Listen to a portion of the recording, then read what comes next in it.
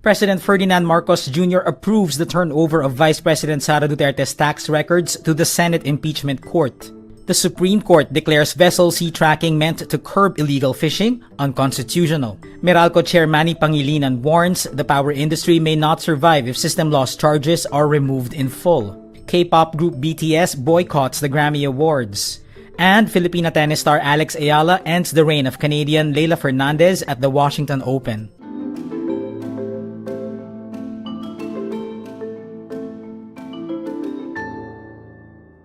The Bureau of Internal Revenue turns over the tax records of Vice President Sara Duterte to the Senate Impeachment Court after President Ferdinand Marcos Jr.'s approval. The tax records also include those of Duterte's husband Man Scarpio and companies linked to the couple. The Senate Impeachment Court agreed to issue subpoenas for these financial records on July 20. Presiding Officer Cheese Escudero ruled that an authorization from the President is required to open the tax records following Section 71 of the National Tax Code. Palace Press Officer Claire Castro explains Marcos's decision. So kung yan ang sinasabi po at kinakailangan na magbigay siya ng kanyang approval sa BIR para mabuksan ang tax records nila VP Sara at ni Atty. Man Scarpio, at ito naman ay para sa katotohanan. Hindi niya po ipagkakait ang katotohanan sa ating mga kababayan. These records are among the pieces of evidence that House prosecutors intend to use to prove the first article of impeachment, Duterte's alleged unexplained wealth. A House Justice Committee hearing on Duterte's impeachment complaints found a total of 6.77 billion pesos in large and suspicious transactions flowed through the bank accounts of the couple from 2006 to 2025. The Supreme Court declares unconstitutional the government policy requiring commercial fishing vessels to install a vessel monitoring system. The SC rules the policy violates commercial fishing operators' constitutional rights against unreasonable searches and seizures, as well as their rights to due process and equal protection. The decision affirms the 2021 decision that declared Fisheries Administrative Order 266 unconstitutional. FAO number 266 set the guidelines for vessel monitoring measures and an electronic reporting system for commercial Philippine-flagged fishing vessels.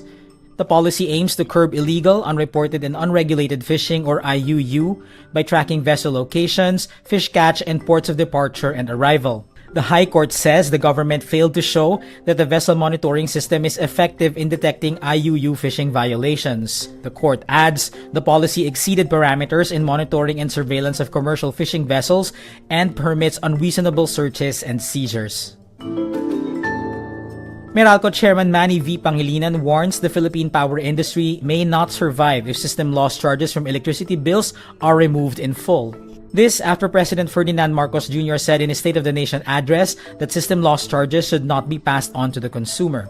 Pangilinan did not say yes when asked if he would execute the order, but says he wanted to talk to Marcos first. He adds, Meralco's distribution rate had been unchanged since July 2015, and the recent increases in electricity bills come from other parts of the power supply chain. Tens of billions of pesos. We will not survive. There's some loss system there. Yes. It's not gonna disappear. Yes. Right? So who's gonna pay for that? Pangilinan also expresses support for Marcos's push to reduce electricity rates, but adds the causes of the sudden rise in electricity must be addressed first. K-pop group BTS will not submit any music for consideration at the 69th Annual Grammy Awards in February 2027. This comes after criticism over the Academy's new category for Best Asian Pop Music Performance. This marks the first time one of the biggest names in K-pop opts out of the award ceremony. Each member of the group shares the news in a post on Instagram. It says, "We have decided not to enter the Grammys this year. I hope that music can be heard and loved for what it is, rather than being divided by region or language." In response, the Recording Academy expresses disappointment in BTS's decision. Grammy CEO Harvey Mason Jr. says he was saddened to hear the news, but adds, "As a music creator, I understand and respect their decision."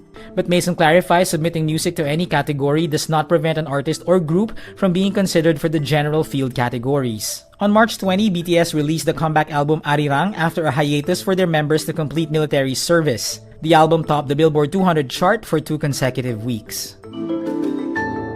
Filipina tennis star Eala earns her spot in the quarterfinals of the Washington Open after her win over defending champion Leylah Fernandez of Canada on Thursday, July 30, Manila time. Eala shows her grit in the second set, rallying from a 1-5 deficit and capitalizing on Fernandez's errors to close out the match in straight sets. She grabs a 5-1 lead in the tiebreak on Fernandez's errors before she fires back-to-back forehand winners to finish the game in 1 hour and 53 minutes. Eala will face the winner in the match between Ukraine's Elina Svitolina and Uzbekistan's Polina Kudermetova. And that's today's wrap. I'm JC Gutinga. Thank you for watching. Click the link below for the full story. For more updates, download the wRap.